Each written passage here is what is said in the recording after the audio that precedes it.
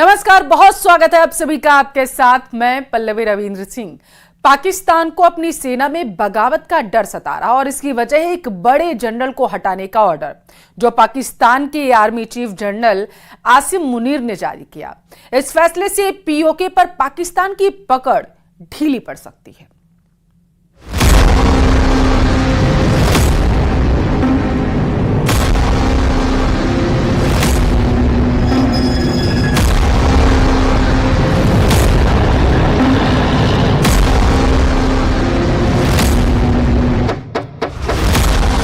पाकिस्तान में पत्ता कट गया जो जनरल आसिम मुनीर के रास्ते में रोड़ा बनता।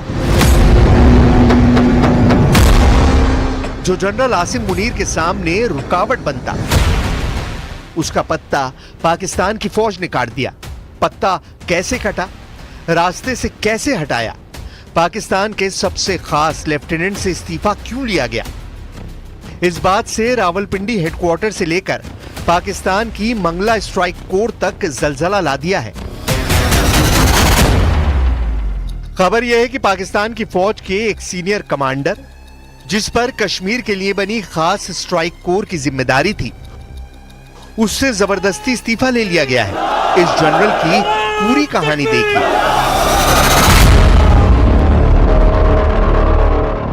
नाम लेफ्टिनेंट जनरल ऐमान बिलाल सफदर। काम कश्मीर के खिलाफ तैनात मंगला स्ट्राइक कोर की कमांड। कार्रवाई फौज ने इस्तीफा लिया। आरोप लेफ्टिनेंट जनरल ऐमान बिलाल सफदर ने अपनी ही सेना के खिलाफ टिप्पणी की थी। लेकिन असली कहानी कुछ और ही है। लेफ्टिनेंट जनरल ऐमान बिलाल सफदर से इस्तीफा नहीं लिया गया, ना ही उन्हें इस तथाकथित टिप्पणी के लिए सजा मिली जो उन्होंने 5 मार्च 2024 को कोर कमांडर कॉन्फ्रेंस में सेना के खिलाफ की थी। मामला बहुत ज्यादा हाई प्रोफाइल है। कांटा फौज को नहीं, फौज के सबसे बड़े कमांडर जनरल आसिम मुनीर को लगा है। कांटा करियर का है, कांटा नाक का है। यही पाकिस्तान की फौज का रूल करने का तरीका है। जनरल आसिम मुनीर ने पहले अपने रास्ते से इमरान खान की बढ़ती ताकत देखी, फिर इमरान को जेल पहुंचाकर उन्हें रास्ते से हटा दिया। अब जनरल आसिम मुनीर ने पाकिस्तान की सबसे खास मंगला स्ट्राइक कोर के कमांडर लेफ्टिनेंट जनरल सफदर को अपने रास्ते से हटा दिया।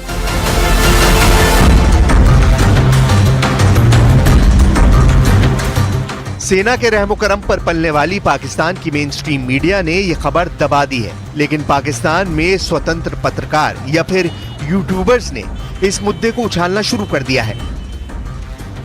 लेफ्टिनेंट जनरल ऐमान बिलाल सफदर के इस्तीफे की असली वजह जनरल आसिम मुनीर बताए जा रहे हैं।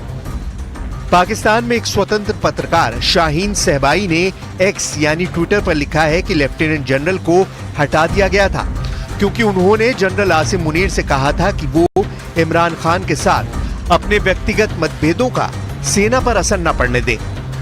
वो उनके खिलाफ खड़े हुए और इसीलिए उन्हें इस्तीफा देना पड़ा। वो अकेले थे। अगर कुछ अन्य लोग या कहें कि बड़े अफसर उनके साथ खड़े होने की हिम्मत दिखाते तो शायद जनरल आसिम मुनीर का ही सेना में तख्ता पलट कर दिया जाता। लेफ्टिनेंट जनरल ऐमान बिलाल सफदर ने पाकिस्तानी सेना पर चुनाव में धांधली में शामिल होने का आरोप लगाया था। बताया जा रहा है कि लेफ्टिनेंट जनरल ऐमान बिलाल सफदर 2025 में पाकिस्तानी सेना के प्रमुख बनने वाले थे। मंगला स्ट्राइक कोर के कमांडर लेफ्टिनेंट जनरल सफदर 2027 में रिटायर होते और मौजूदा सेना प्रमुख जनरल आसिम मुनीर के अपने तय वक्त पर रिटायर होने पर लेफ्टिनेंट जनरल सफदर को 2025 में सेना अध्यक्ष के पद पर मौका मिलता।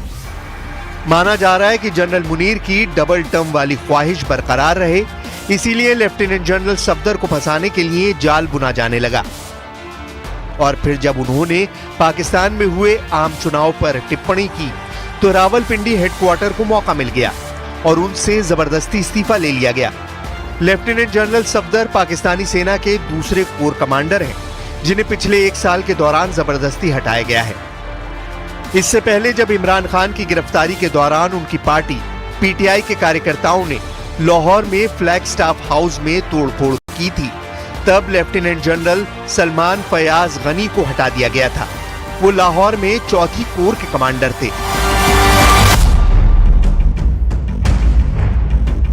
यानी जनरल आसिम मुनीर ने 1 साल के अंदर 2 पत्ते साफ कर दिए। पहला पत्ता लाहौर में चौथी कोर के commander lieutenant general Salman Fayyaz Gani और दूसरा पत्ता मंगला स्ट्राइक कोर के commander lieutenant general Aiman Bilal Safdar. एक तरह से आसिम मुनीर ने दोनों सीनियर जनरलों को अपने रास्ते से हटा दिया।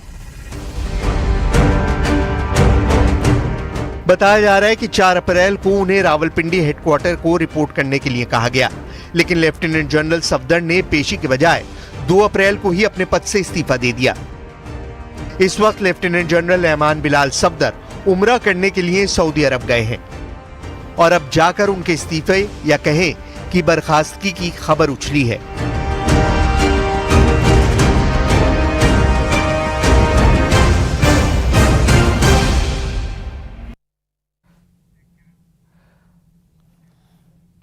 दुबई में ऐसा जल प्रलय आया कि हर तरफ हाहाकार मच गया, क्योंकि ऐसी आपदा का सामना अभी तक नहीं करना पड़ा था इसे। ओमान और पाकिस्तान में भी बाढ़ ने तांडव दिखाया है। दुबई जैसा रफ्तार वाला शहर पानी पानी हो चुका है। आखिर इतनी बारिश वहां कैसे हो गई, इसके पीछे क्या आशंका अब जताई जा रही है, रिपोर्ट में समझिए आप।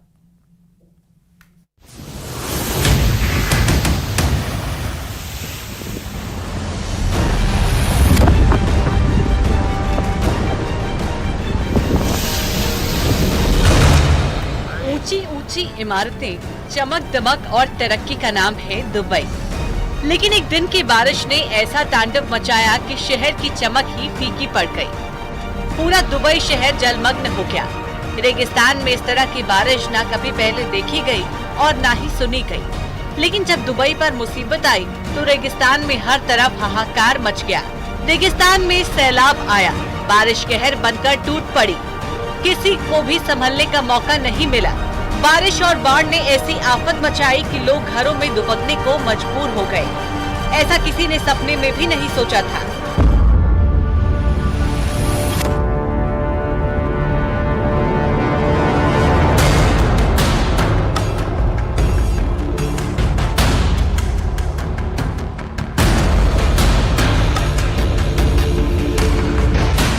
अभी भी जो तस्वीरें सामने आ रही हैं, वो बेहद ही डराने वाली है। दुबई शहर की किसी फ्लाईओवर का ये मंजर है, जहां रेलिंग से लेकर होर्डिंग तक तिनके की तरह उड़ गए। लोग दहशत में हैं और अपनी जान बचाने के लिए सुरक्षित ठिकाना ढूंढ रहे हैं। लेकिन बारिश है कि आगे बढ़ नहीं रही।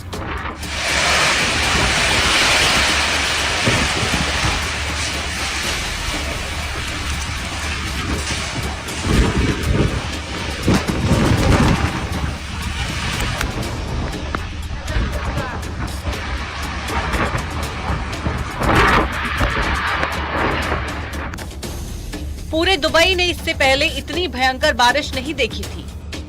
संयुक्त अरब अमीरात और उससे सटे रेगिस्तानी इलाकों को हुई भीषण बारिश से आम जनजीवन बुरी तरह से प्रभावित हो गया। दुबई में हर जगह जल प्रलय वाला दृश्य है। जहां गाड़ियां फर्राटा भर रही हैं, वहां लोग फूंक फूंक कर कदम रख रहे हैं। दुबई में अभी और बारिश की आशंका जताई जा रही है।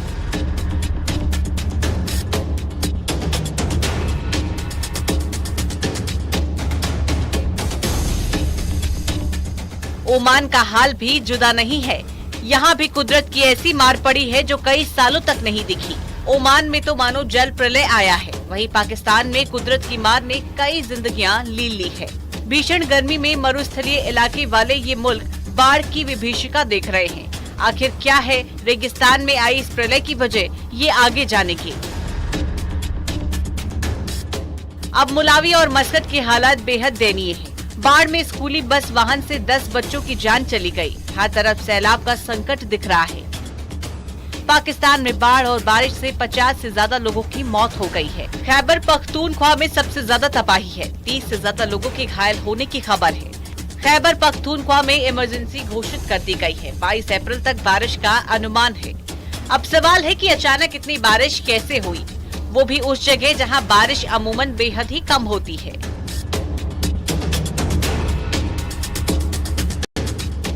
प्रचंड गर्मी और सूखे रेगिस्तान वाले शहर में कुदरत की तबाही के बाद मौसम वैज्ञानिक भी हैरान हैं। कई तरह के कयास भी लगाए जा रहे हैं। दुबई में हुई जबरदस्त बारिश ने लोगों को घुटने पर ला दिया है, लेकिन ऐसी कहर बरपाने वाली बारिश के पीछे क्लाउड सीडिंग यानी कि आर्टिफिशियल बारिश की वजह भी माना जा रहा है।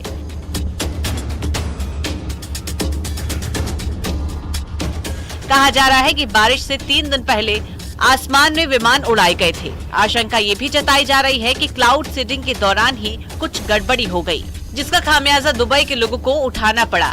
क्लाउड सीडिंग बारिश करवाने का एक कृत्रिम तरीका है, यानी वैज्ञानिक तकनीक के जरिए कुदरत से थोड़ी छेड़छाड़ करके बारिश करवा सकते हैं। दुनिया में कम बारिश वाली जगहों पर क्लाउड सीडिंग के प्रयोग किए जाते हैं।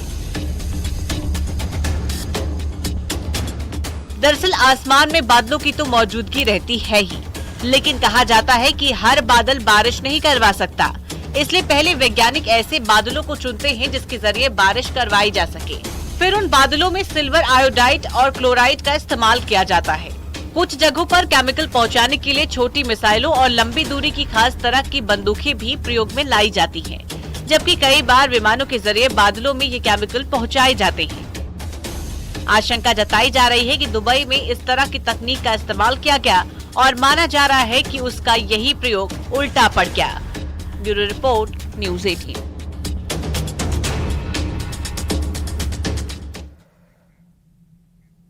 और यहाँ रुकेंगे, एक छोटे से ब्रेक के लिए जल्द हाजिर होंगे।